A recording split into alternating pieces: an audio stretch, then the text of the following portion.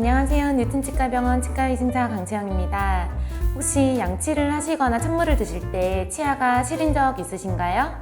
치아가 시린 이유로는 보통 충치를 많이 의심을 하시지만 또 다른 이유로는 치아 폐임 현상을 의심해 볼 수 있습니다. 치아 폐임 현상은 보시는 것처럼 잇몸과 치아가 만나는 부분에 치아의 표면이 도끼로 내려 찍은 듯이 패여 있는 형태로 병명은 치경부 마모증이라고 합니다. 여기서 치경부란 치아 잇몸이 만나는 경계부를 말을 하는데요. 치경부가 마모되어 치아의 내부 조직인 상아질이 노출되게 되면 신경이 자극을 받아 치아의 시림 현상이 일어나게 됩니다. 치아의 시림 현상은 치경부 마모증의 가장 대표적인 증상이므로 충치가 없으신데도 양치를 하시거나 찬 음식을 드실 때 치아가 시리다고 하시면 치경부 마모증을 의심해 보셔야 됩니다. 노화나 잘못된 양치 습관, 과도한 저작 습관, 치주염 등 다양한 원인이 있을 수 있는데요. 가장 첫 번째로는 양치 습관에 대해서 설명드리겠습니다. 개인에 따라 원인은 다르겠지만 가장 흔한 이유는 잘못된 양치 습관입니다.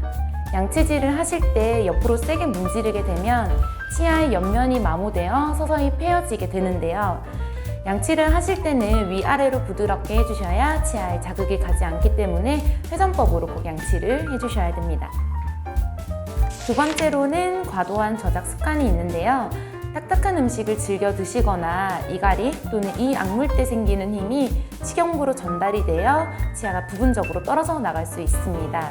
건물에 비교를 하자면 위아래로 기둥의 힘이 과하게 강해지면 기둥 중간 부분이 터져 나가는 것과 동일한 원리라고 생각을 하시면 되시는데요. 딱딱한 음식은 최대한 피해서 드시고 수면 중에 이갈이 습관은 치과에서 치료가 가능하시니 가능한 상담을 통해 치료를 받으시는 것이 좋습니다.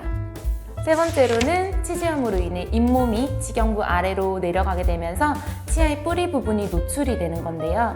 이 부분이 노출되게 되면 급격하게 치아의 마모가 발생하기 때문에 꼼꼼한 양치질과 정기적인 스케일링을 통해서 치주염을 예방해 주시는 것이 좋습니다. 치경부 마모증의 치료 방법 같은 경우는 치아의 폐인 부분을 치과용 재료로 충전하는 방식으로 진행이 됩니다. 이때 충전 재료로는 비보험 재료인 레진과 보험이 되는 재료인 GI가 있습니다.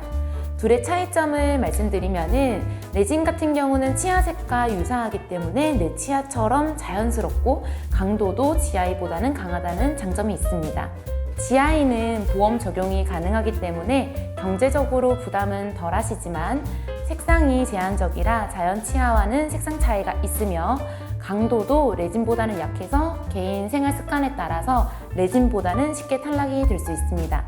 재료에 따라 장단점이 있으니 환자분께 맞는 것을 선택해 주시면 되겠습니다.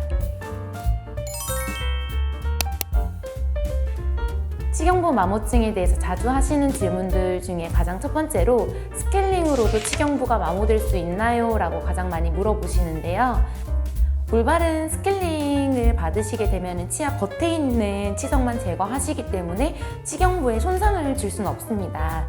하지만 스케일링을 주기적으로 받지 않으시면 오히려 치주 질환이 악화돼 치경부 마모증이 유발될 수 있으니 주의하셔야 되고요.